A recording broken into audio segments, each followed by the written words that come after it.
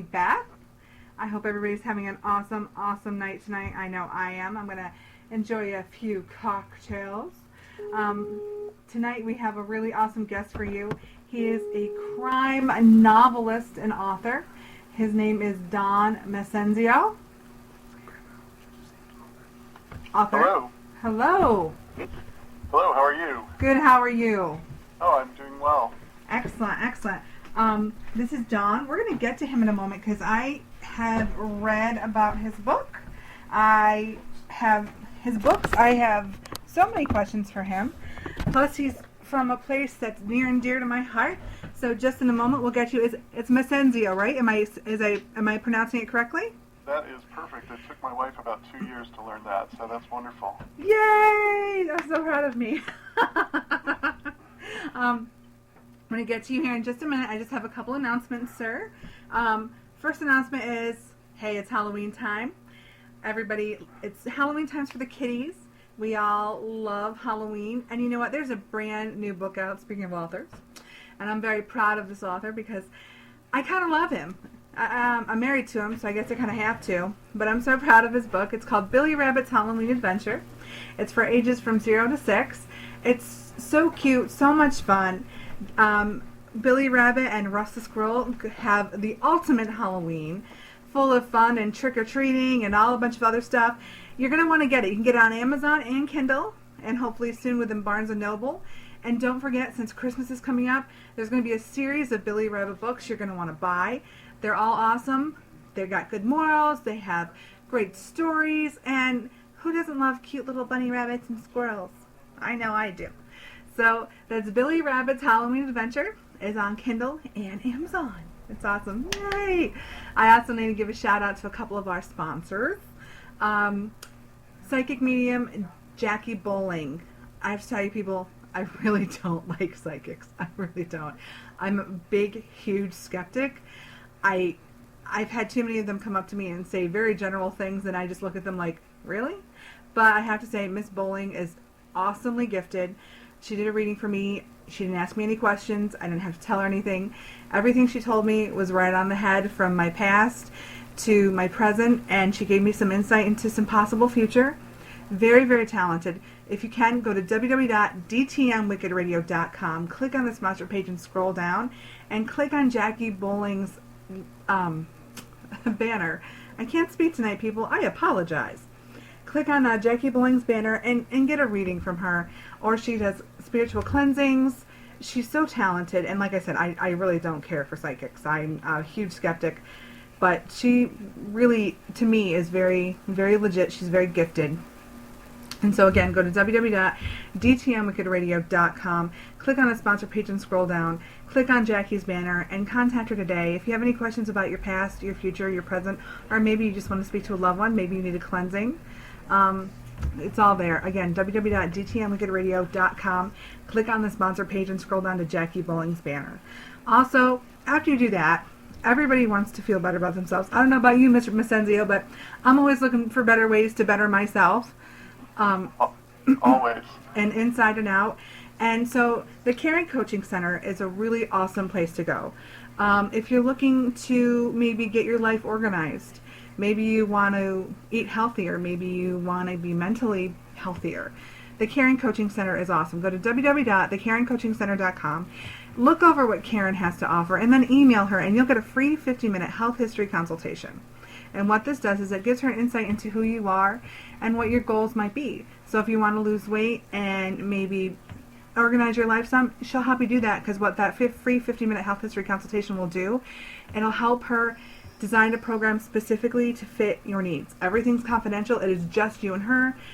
Just you and her. There's no groups. There's nothing. It's just the two of you.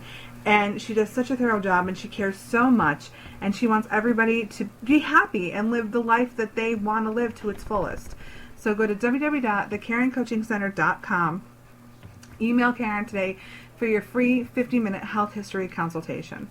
Also, www.rollinghillsasylum.com. It's Halloween. If you love ghosts, if you love history, you're going to want to go to East Bethany, New York, right outside of Batavia. 10 minutes from two major airports. The funny thing about Rolling Hills is that it's 10 minutes from a major town and 2 major airports, and yet it's still in the middle of nowhere. It's one of those geographical oddities. But it's full of history. Sharon Farley and Brad take amazing care of the place. If you're looking for a ghost tour, you can go there. If you want to hunt, you can also do ghost investigations. Or if you just want to get caught up on the history, there's historical tours as well. Go to www.rollinghouse.asylum.com. There's going to be a ton of events during this month of October because it's Paranormal Christmas, of course. So go to www.rollinghouse.asylum.com. See what she has to offer. Come and visit Rolling Hills. You won't be sorry. It is so much fun. Again, www.rollinghouse.asylum.com. Also, guys, don't forget to tune in to iHeart Chavo on DTM Wicked Radio and iHeartRadio, where you can also hear us on iHeartRadio. For iHeart Chavo, the basis is System of a Down. Him, Kendall, and the Prodigal Son from Wu-Tang Clan every week have an amazing guest. It's at Saturdays from 9 to 11 Eastern Standard Time, 6 to 8 Pacific Standard Time. This week on, he's going to have pro skater Tad Williams, and he's going to have on a second guest. I'm sorry, I forget the name, and I'm a jerk. I should remember who they are. But don't forget, that is this Saturday from 9 to 11 p.m. Eastern Standard Time. iHeart Chavo from System of the Down. You're not going to want to miss it. So, you know what, without further ado, I want to get to our guest because I read up on him. I read about his books and his novels, where he's from, which is so close to my heart, Syracuse, New York. Hi. Hello, how are you? I'm very well. How are you?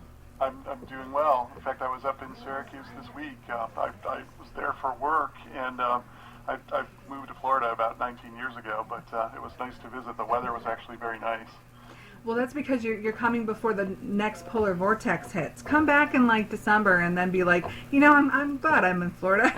I don't think I have to wait until December. I always tell my kids that I had the same Halloween costume for about 5 years because no one ever saw it. I wore my coat over it all the time. Yeah, it gets pretty brutal, but Syracuse is only a few hours away from us.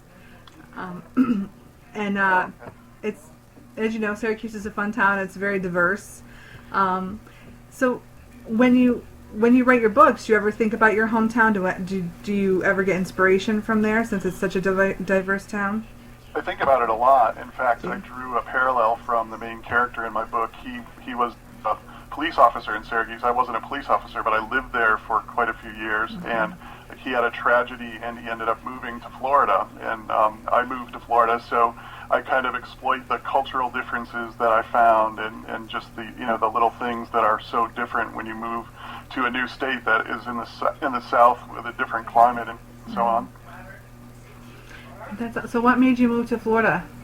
Actually, for me, it was my wife and I went on vacation in Daytona Beach in February, and we were walking on the beach, and it was 80 degrees, and then we drove back to Syracuse, and the weather deteriorated little by little, and by the time we got to Syracuse, we looked at each other and said, why do we live in this climate? So I started getting my resume out there and found a job in Jacksonville, Florida, and we moved. Excellent. Now, you've been writing for quite a while, and I read up on your biography, and you have quite the history to go back from. When did you start writing, and why? I think I started writing stories when I was a kid. I lived in an area in Syracuse that was right around St. Joseph's Hospital. I don't know if you're familiar with that area, but it's very, very urban, and there weren't a lot of kids to play with. It was an old Italian neighborhood. So I read every book that we had in the house, encyclopedias, the telephone book, whatever I could find. And when I ran out of books, I started writing my own stories just to entertain myself. And I think that was probably from about the age of 8 or 9 on. And I've always written stories and made up stories, and only recently had the nerve to start trying to get my work published. So the publishing aspect of it is fairly recent. Awesome. It is difficult. It's not. I think it's kind of funny when people write books. They get it in their head like, I'm going to write this book, and then it's going to be a bestseller. And what they don't understand is getting something published is a lot of work.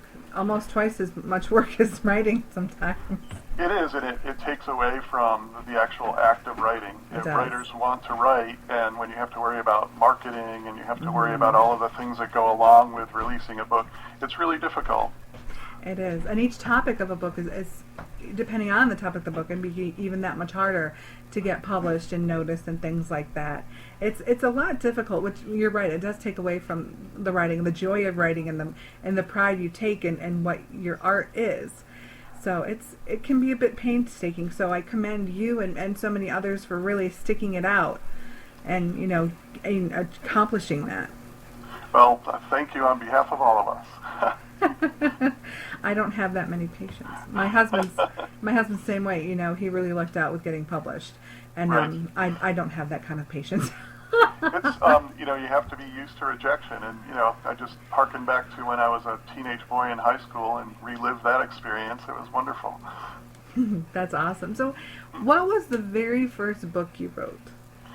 The very first book that I wrote and had published is my book, Frankly Speaking, which the second book in that series is about to come out, but it was published last April, and I worked on it for about 6 to 8 months before it was published. So that was the very first long work that I completed. I had a number of short stories that were published before that, but the book was a milestone for me. I have a day job, so I had to squeeze my writing in when I could, and Sure. it was a long endeavor. Now, I read up on what inspired the book, and I'm actually going to buy the book, by the way, both of them. Oh, great! Thank you. I'm so excited. I'll have to send it to you so you can sign it. Now, the premise of the book is a detective. Right. Now, he used to be a police officer in Syracuse, New York, and he had, as I mentioned earlier, he had a tragedy happen to him, and Right. he ended up having to leave aspects of his life behind and quit the police force and ended up moving to Florida and becoming a private investigator, which is much different because he takes on cases that the police kind of bungle. They don't do a good job, they don't close their cases, and the victims come to him and ask him to resolve the cases, so right away he's at odds with the police force. Right. Now, so you've taken a lot from your own experience and put this in this book. Would it be considered nonfiction? No, I don't think so. The law enforcement aspect of it isn't part of my life at all. But parts of it, I think, do relate closely. He's Italian American, second generation, just like I am. He plays the piano in a jazz group in Jacksonville, and I played the piano for a number of years in a band. And then again, the move from New York to Florida, we definitely have that in common. But he runs every day for 5 miles or so. We definitely do not have that in common. So there are some places where we break, without doubt. That's too funny. You're like, yeah, you go ahead and you run. It's fine. I'm just going to sit here and, drink my coffee and maybe have a pastry. But you go ahead. Yeah, I found that writing about someone running does not burn any calories. It's unfortunate. Isn't that like, I think it's kind of like when you like, I got to study, and you just place the book on top of your head and you're just waiting for the words to like Right. soak in context. It's kind of like that. That still hasn't happened, and I'm kind of mad about that whole fable right there. Wasn't true at all. It's frustrating. Just trying to be lazy. Work gets in the way. Right. So, I'm starting to ask, my guests who are authors to do this, just to give our listeners a taste of the book, for those of them who don't have the copy right in front of them. Would you be willing to read a small excerpt out of your book for our listeners? Sure, that would not be a problem at all. Or maybe even a chapter? I thought, I picked out a chapter because I thought you may ask me that, and the chapter that I picked out, most of the book is from the point of view of the main character, Frank Rosani, who's the detective, but the chapter that I picked is actually, the story centers around a young girl who is kidnapped, and the chapter that I picked is one of the only chapters that is from her point of view and what's happening to her while she's being kidnapped, so I thought maybe an excerpt from that chapter might be a good one to read for you. That would be fabulous. Okay, I have it in front of me here if you'd like me to go ahead and do that. Please. All right, this is from chapter 21, and it starts with, "It was dark and the stench was terrible. The rocking was constant. The bathroom was a plastic bucket. The food was a bowl of slop with gritty water to drink. It was quite a contrast from just 2 days ago.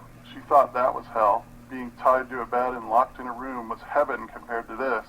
There was no bed, she shared a wooden floor with 4 other girls that had been here longer than she had. All of their will to live seemed to be gone. They just existed and had given up hope. She had not given up hope yet, but hope was beginning to fade, and she wondered how she had ended up here. Just a week ago, she was the happiest girl alive. She was in love. God had given her the gift of a new life which she carried inside of her.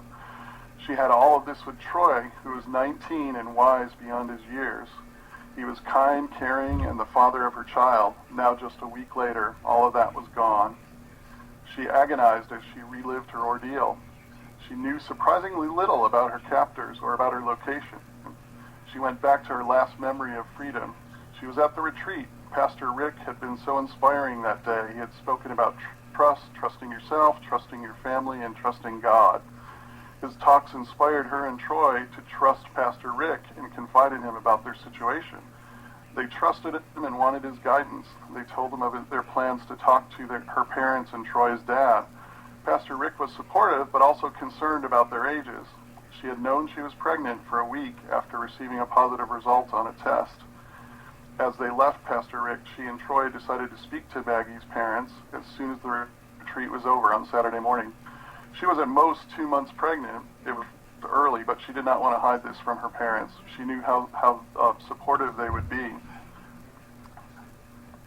So that's about half of the chapter. Is that a good length for you? That is. You're welcome to read more if you like. It's very intriguing. It's up to you. Okay. It's up to you. All right. Her talk with her sister Missy had confirmed this for her. Missy said that her biggest mistake as a rebellious teen was not telling her parents when she first had a problem she needed help with. This only made it worse later when she could no longer hide the problem from them. So Maggie returned to her dorm room at Christianity Today that Tuesday night, feeling as if the weight of the world had been lifted from her shoulders. Then her world changed. She remembered waking in the middle of the night. 2 figures wearing black ski masks were standing over her bed. She remembered thinking it was a prank, but then she saw the syringe, felt a pinch, and then blackness. When she awoke, she was in another bedroom. It was similar to the dorm, I screwed up there. It was similar to the dorm at the retreat, except for one key difference. The bed she was in had receipts that were now attached to her arms and legs. She must have been observed by camera in the room because as she began to move, a tall nurse wearing blue scrubs with a small gold cross around her neck came into the room with a giant smile and soft, reassuring words. She kept saying that Maggie was lucky and chosen and that she would receive top-notch care for her and the baby. Wow. That's crazy. I can't wait to read the rest of the book. That's crazy. Now, that's just, wow. Wow. You are an excellent, excellent writer. That is awesome. Well, thank you. Thank you Definitely very much. leaves you wanting more. Now, this whole situation, are you taking this from something that truly happened, or is this something, what inspired you to write this type of story in that type of context? You know, part of it is that I live in a very conservative city. Jacksonville is very conservative, and the church is a very big influence in this city. And I kind of wanted to write a story that poked some holes in that conservatism and in that control that the church has. So even though I mentioned some of the religious aspects, as you dive into the book a little bit deeper, you find that things are not as they appear, and there are some people who are in control of things that are very evil people and portray themselves as being good. So it's really, it's not from anything that actually happened, but the potential is definitely there. Oh, absolutely. It's interesting, like my husband and I were talking about movies tonight, Saw in particular. This book reminds me of, like, Kiss the Girls. A very, very similar. And you just sit there and kind of wonder where authors, because sometimes it just comes out of thin air, like, Stephen King. And sometimes it's kind of scary, some of the things y'all come up with, because it's like, if they're capable of thinking this.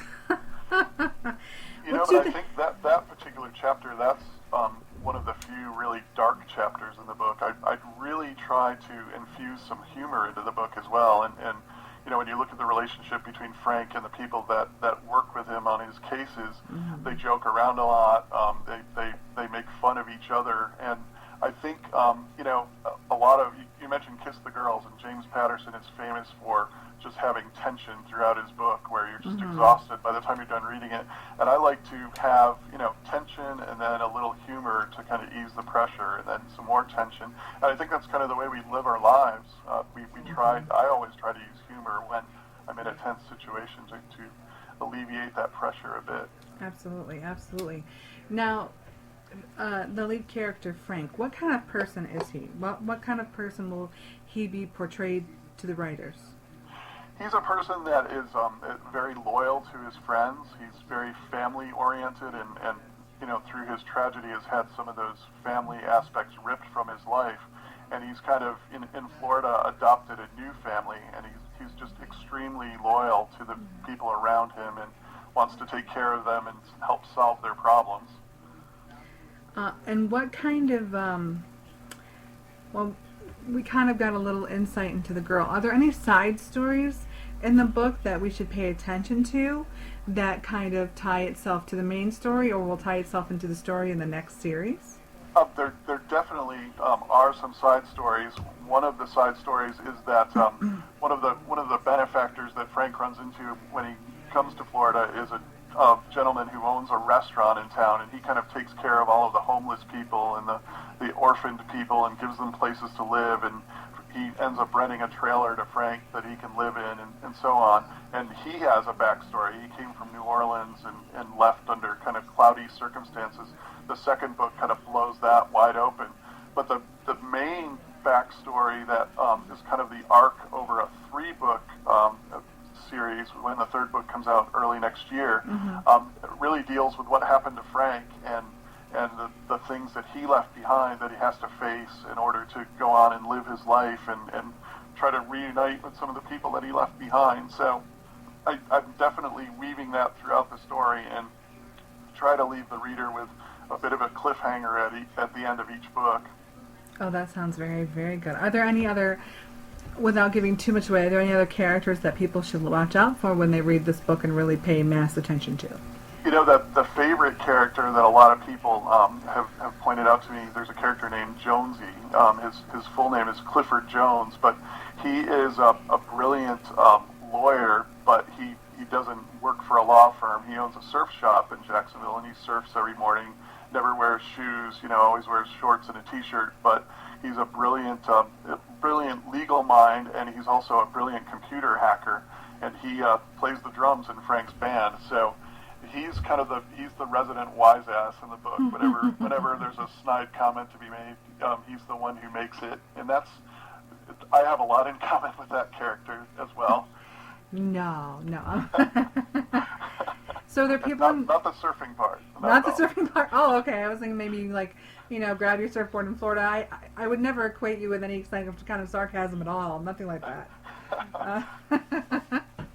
So is there anybody in your life that have, in your personal life, that have inspired some of the characters throughout your book? Do you ever take bits and pieces of people in your life and say, this will be good for that character, and I can totally pattern this character after this person in my life because it's so them?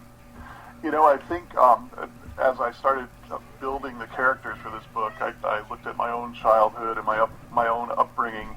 The first book doesn't really delve into Frank's childhood and his family too much, but the second book does a little bit, and the third book will really open it up. And I think I'll be drawing a lot of parallels from my own grandparents that came over from Italy, and my parents, and siblings and things of that nature.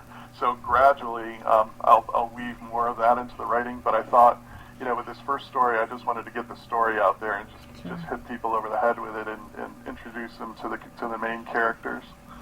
So it definitely makes you, wanting more. Now, are there going to be more than just 2 books in this series? The second one is coming out October 24th, and then there will be a third.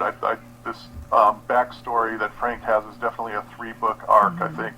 But there will also be, I think, future books. Once the characters kind of get settled down and people identify with them, there are just endless possibilities where I can take them with different cases. I think the chemistry that they have, it definitely has resonated with people, and I'm going to keep writing books about them until people tell me to stop. Excellent. So the first book with the young lady, she won't be in the second book. It'll be a completely different scenario. She will not be in the second book, no. Okay. Now, do you write? Are there other books that you're writing? Maybe comedy books, more romantic books, or are you just kind of more of the sit on the edge of your seat, can't put it down kind of? I've got a couple of other projects in the works, books that don't have these characters in them. I'm actually working on a story with a friend of mine from high school that gave me the story idea, and it's actually going to take place in Syracuse, and have a bit of history woven into it around events that have happened in Syracuse. I've got another book that is kind of centered around baseball and time travel, if you can believe it or not. Oh, really? I was kind of inspired. Stephen King wrote the book about the gentleman who time traveled back to the time of the Kennedy assassination and prevented Lee Harvey Oswald. And my story is nowhere near as heavy, but it talks about a man who's a baseball fan that buys some memorabilia from the stadium that's being torn down, and every time he sits in the stadium chair that he bought with a program book in his lap, he wakes up at the game that program book designates and tries to change his life, and a number of things happen. That may end up being a novella, or it may end up being a full-blown book. I haven't really decided yet where that's going to go, but short stories. I try to keep the writing going, and not just center on one series of projects. Right. Now, that Stephen King book you talked about, actually my coworker told me all about it, and that was a very intriguing book, but instead of, the chair, it was through a cellar, I think. That's right. It was through a pantry in a restaurant. Yeah. Very well written book. Stephen King, for a while after he had his accident, his books kind of dropped off in quality, but he's really ramped them up, and he's starting to write detective books as well. Yes, I've actually gotten to talk to him once. I worked for MCI WorldCom, and his accountant, what's the word I'm looking for? Defaulted on taking care of his account, and he was such a gracious man, such a gracious person. He's a very interesting guy. I've read some of his nonfiction where he talks about his writing process, and he's definitely an inspiration, without a doubt. He definitely is. I'd love to read the one that you're writing, though, about time travel. That sounds really, really interesting. Sounds really, really cool. Is there any other books you'd like to talk about? Is there anything you want us to know about your book that I haven't asked yet? I don't think so, other than, the second book in the series is, as I mentioned, is coming out October 24th. I just put a trailer for it up on YouTube, so if you were to search on my name, you'd find my YouTube channel, and the trailer is there. And what I'm probably going to be doing is, I've just republished the first book on Amazon, and for people who purchased it on their Kindle, there are two chapters from the new book at the back of the book, so they can re-download the book and read the first two chapters of the new book and get a flavor of what it's going to be about. So, I'm just trying to. I think the second book is going to be kind of pivotal for these characters and really kind of pull the readers in. So I'm so excited about it coming out. It's a very exciting event coming up. That is exciting. Can you tell us the name again of your first and second book and where people can find them? Well, the first book is called Frankly Speaking, and but as an author, I think I've painted myself into a corner because my main character's name is Frank. I'm trying to pull his name into the title. So the second book will be called Let Me Be Frank, and it kind of fits with the story, where he's trying to find his way and get his life back. So it's a little bit of a play on the plot of the book as well. That's awesome. Now, do you have a website? I do. It's very simple. It's donmasenzio.com. That's DONMASSENZIO.com. And I have links to all of my books and short stories there, and people can read reviews if they're not sure. If they're not sure whether my writing is going to be good or not, they can read the reviews and find out a little bit about me. And I have a newsletter that they can subscribe to and all of that cool stuff. I have a blog on WordPress, and everything's driven from my website. Excellent. That's so cool. I'm so glad I got to talk with you. And people can find your book on Amazon and Kindle as well? Yes. It's available in paperback and on the Kindle, and as the new book will be as well.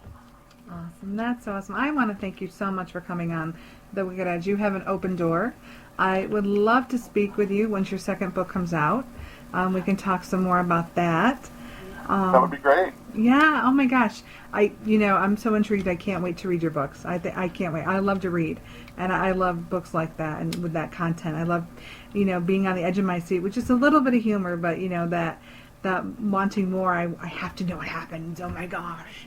And I love those books that make the movie in your head and make your heart like beat fast when something's about to happen and you're just like, oh, and it sounds like that's that kind of book, and I can't wait to read it. I highly recommend that everybody goes to Amazon.com and gets Frankly Speaking, and then soon Let Me Be Frank out of Amazon and Kindle. And also please go to www.donmassenzio.com and look up his website. Go read all of his short stories, the reviews, and everything else. And again, Mr. Massenzio, I want to thank you so much for joining me on The Wicked Edge. You have been nothing but awesome and gracious, and it's been so much fun and a pleasure. Oh, thank you very much. It was a lot of fun, and it's great to talk to a fellow upstate New Yorker. I know.